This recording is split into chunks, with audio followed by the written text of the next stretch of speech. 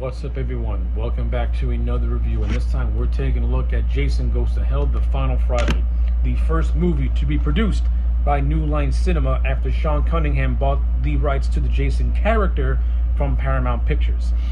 Alright, so a little bit of background context before we talk about this movie.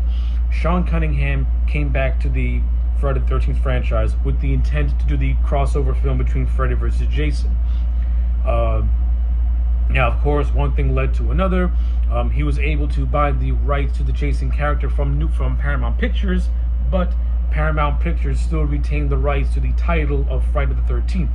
So Sean, with the character now having the character of Jason, was able to license it out to New Line Cinema. Hence, how New Line got the rights to the Jason Voorhees character, but not the Friday the 13th title.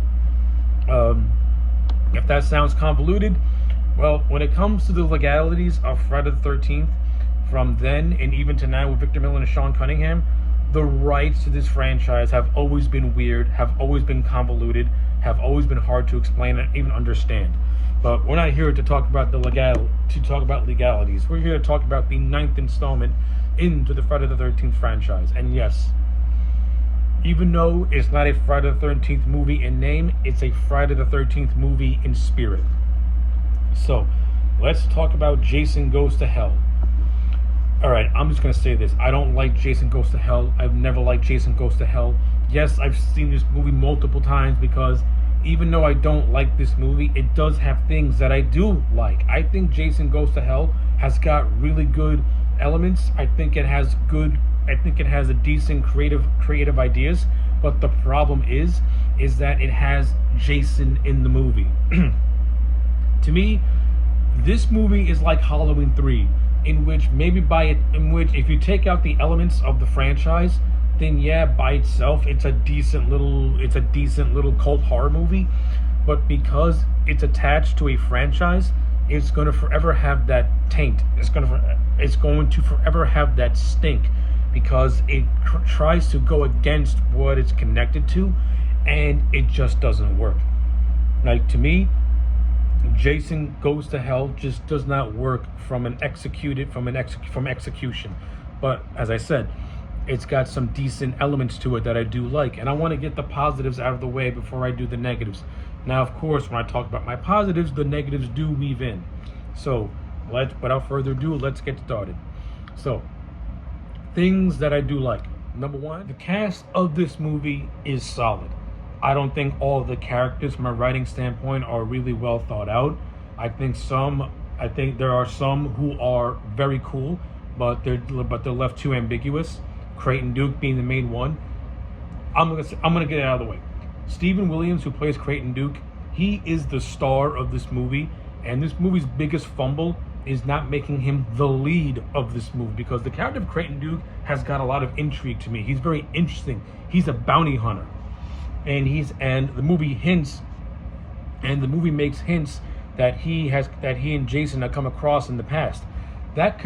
See, right off the bat, that's a big misfire for me, because I think if Creighton Duke would have been the lead of this movie, then we could have gotten a really good action horror type of film where this bounty hunter is trying to track down and stop Jason any way he can. Instead, we get the movie that we got, and it's just a movie that just goes from plot point to plot point, from location to location, with nothing really all that interesting happening, with the exception of some kills, and that's about it.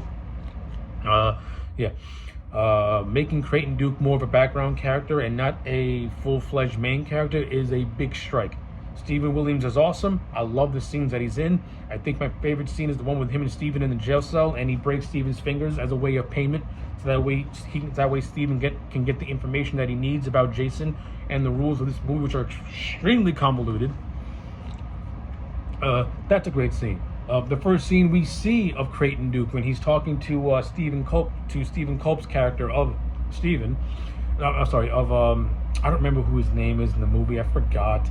He plays a sleazy the movie makes a parody of those TV shows like Unsolved Mysteries and stuff like that. And Stephen Culp plays a guy called Robert, who was the host of one of those shows. He's a sleazy slimeball guy who just wants to do things to the extreme for ratings. going as far as to stealing a woman's dead body and then placing it in the Voorhees house just to get a quick pop. Yeah, he's a sleazeball, he's a slime ball, but Stephen Cope does a good job at making you hate this guy so much. So I like it. The actress who played Jessica, she's our final girl, so to speak, of this movie. She's okay. Her and Steven have a rocky relationship in which they produced a daughter, but they're on the skids. And the character of Jessica is now with the character of Robert. As a character, I think Jessica is bland and forgettable. The only thing that makes her interesting, and I don't like it, but the movie's attempting to it, is that she's a descendant of Jason. And the reason why she's a descendant of Jason is because this movie had the idea of giving Jason a long lost sister, whose name is Diana. And it's actually Diana's dead body that Robert steals from the morgue. I'm going to say this. This is where the Friday the 13th franchise took something from the Halloween franchise, and I do not like it. It's problematic in the Halloween franchise, and it's problematic in this franchise because it comes completely out of nowhere, and you can tell that this was just done because these people just don't have, because this franchise ran out of ideas. So now you're pulling relatives out of thin air that were never mentioned before, that were never relevant before. Yeah, I don't like it. I don't like the idea of Jason's family being expanded to him not being an only child. Pamela Voorhees literally said, "my only child." Now I know Jason has a dad. Maybe his dad may have ran off, but here's the thing. We don't know anything about Jason's dad prior to part 6 when his dad was actually mentioned. Like, if you're gonna have a villain in this movie, that had to be a Voorhees. I would have gotten away of Jason having I would have gotten away from the whole thing of secret siblings and crap like that, and I just would have had Jason's dad be the villain. That's what I would have done. I think it would have been much better, and it wouldn't have been as so convoluted. What the movie did ended up being so convoluted, ended up being so head scratching because, again, it comes out of absolutely nowhere, and the movie does a really poor job at explaining how Jason is jumping from body to body. So essentially, according to the rules of this movie, Jason is like a demonic spirit, and because of that, he has to transfer his essence to body once his physical form is destroyed. And as we see in the opening prologue, he's attacked by an FBI SWAT team that blow his body to bits. And probably one of the best scenes in the whole movie. Like, the two best scenes in the whole movie in terms of action set pieces are the opening scene and the ending scene. Everything else in the middle is really just hit and miss. But yeah, it's extremely convoluted the way they explain it. This movie basically becomes a body possession movie. It goes against the Friday the 13th rules. Listen, I give Adam Marcus and Dean Lowry credit. They try to be creative. They try to do something different. The problem is that it does not work within this franchise. At the end of the day, as a Jason fan, as a Friday the 13th fan, I don't want to see body hopping. I just want to see Jason in a campsite with machete killing people. It's not that deep. It's not that complicated. It's very simple. I understand. Can it get monotonous and tedious? Yeah. And do you have to do things to kind of freshen it up? Yeah. But here's the deal, and I'm going to make a comparison. Tom McLaughlin, who did part 6, he did a good job at reinventing the character of Jason by going to the old Universal horror movies and having him be more like a Frankenstein zombie like a character. But he still stayed true to the Friday formula, and it was a great movie. You know, Jason Lives is one of the greatest Friday the 13th movies out there. It's my personal favorite, right? And then right next to it is part 4. Jason Goes to Hell, it tries to do what Jason 6 did in terms of revamping the story and revamping the characters, but it did it in a way where it's just too, I don't know how to put it. It's too against formula to the point where it feels unrecognizable. I mean, for the love of God, Jason has about roughly 5 minutes of screen time from the opening scene to the ending scene. He's not even in the damn movie, which I don't like, which is a shame. I watch a Jason movie to see a Jason. I don't want to see guys acting like Jason. I'm getting flashbacks of Roy, everyone in this movie that gets possessed by Jason is Roy. And I hate Roy. Roy sucks. This movie sucks. Yeah, aside from a couple of characters who are pretty cool, like Creighton Duke, even though I don't think Steven and Jessica are all that interesting, at least they're relatable by having a broken relationship and the fact that Steven never had a chance to see his baby, his newborn baby girl. By the way, one of the best scenes in this movie is not even a kill scene. It's a scene where Steven first meets his baby for the first time, because you actually get genuinely emotional for that. That's actually pretty cool. And again, I do give John LeMay credit. He does put in a decent performance as the character of Steven. Even though I think Steven is not that interesting as a character, at least John LeMay is a good enough actor to make me care about him when he's on screen. In terms of this movie, in terms of the kills in this movie, I'll give this movie. This movie is brutal, but at the same time, it would have been so much better if it was actually Jason in his physical form doing these killings. Because they just feel flat to me. Like, seeing people pretend to be Jason or act like Jason, again, I get flashbacks to part 5. It's almost as if they don't count, which I don't like, because there are a number of scenes in this movie that are really brutal and really cool. There's this scene where a guy possessed by Jason kills this girl while she's on top of her boyfriend. He stabs her with like a spike, and then he rips her upwards. That's a gnarly kill scene. It's a great kill scene. Of course, I already mentioned the opening prologue where Jason gets blown to smithereens is epic, and it feels so big budget, like you're watching Die Hard. That's cool shit. Then you have other scenes like that are more like the basic stabbing scenes and stuff like that, which for Friday the 13th, that's what you get. But I like how Adam Marcus tries to put some creativity to it.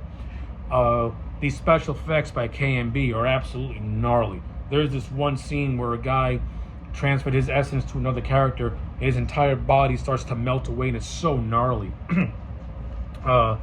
In terms of Jason's overall look in this movie, I mean, you either like it or you hate it. I give it points for being a little different as opposed to what we had beforehand. More or less, Jason's skin has ingrown into his mask to the point where the mask is now a part of his face. It's a gnarly look. It looks cool. This costume is more or less like a bodysuit, so it is what it is. You either like it or you hate it. I'm indifferent to it. I don't hate it nor like it, but I don't think it's bad either. Other things that I like.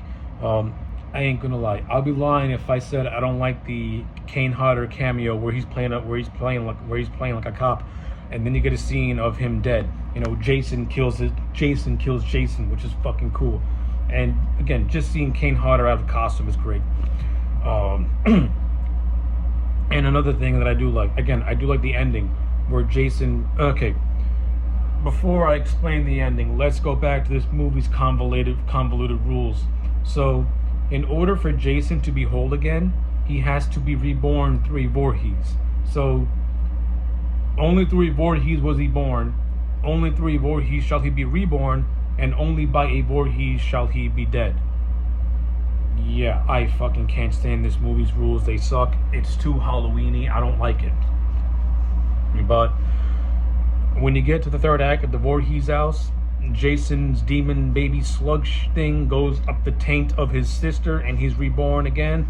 And I will be lying if I said that I don't like this, because I do.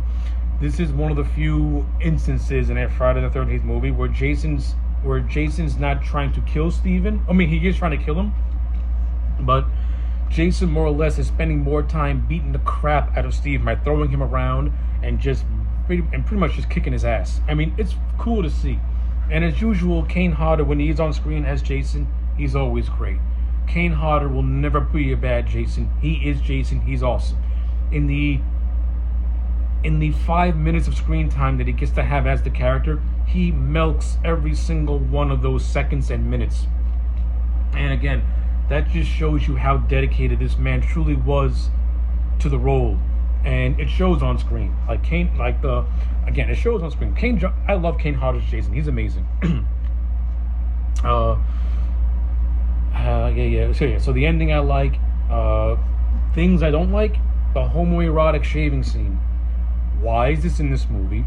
Why am I having a scene of an older man, of two old men in a house? Why do I have a scene of an older guy naked, strapped to a table with another older man shaving his mustache? Why is this in this movie? Of all the things to put in this movie, this is what you put in a Jason movie. Stupid. I hate it. And I know why Adam Marcus did it, because he has no shame. The only reason why he put that scene in this movie was because if you don't remember anything else from this movie, you're always going to remember the scene that is known as homoerotic shaving. I like Adam Marcus as a director, I like him as a director. And when you actually watch interviews with him, he comes across as a really cool guy. But dude, come on, that's just too much, man. I'm sorry, that sucks. I mean, that's so stupid, so bad. But yeah, I mean, again, you do have some other good scenes, like the whole scene, like there's a scene in a diner where the character of Robert, possessed by Jason, goes on a killing spree, and the way Adam Marcus shoots it is mostly done with like silhouettes, and it has like a very action, Die Hard, Lethal Weapon type of feel with the slow motion. That was pretty cool. I'll say this, in terms of Adam Marcus's direction and the cinematography, this is one of the better looking Jason movies from a directorial standpoint and from a cinematography standpoint. It's the overall story that brings this movie down. It's the overall it's the over convolution of the rules. It's just the overdone supernatural aspect, which was established in part 6. You had it in part 7 and 8, but that was it. It was there. It wasn't in your face. This one, it's more in your face, and when you try to make it make sense, your head scratching.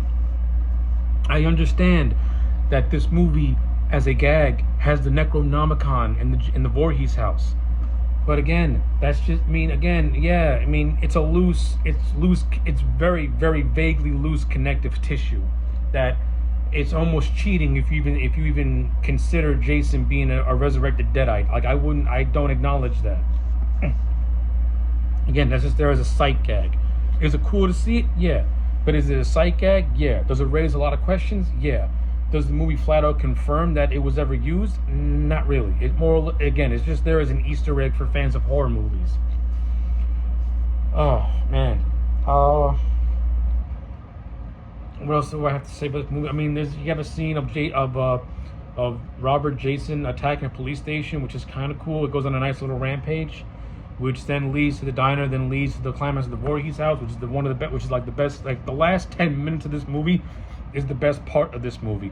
I mean, I fucking hate the fact that Creighton Duke gets killed off. Like the best character gets killed off. I don't like that. I would have had him live. But yeah, eventually Jessica kills Jason, and then of course we get the iconic shot of Freddy Krueger's glove bringing the mask down to hell, and that's how we segue into Freddy vs. Jason. But yeah,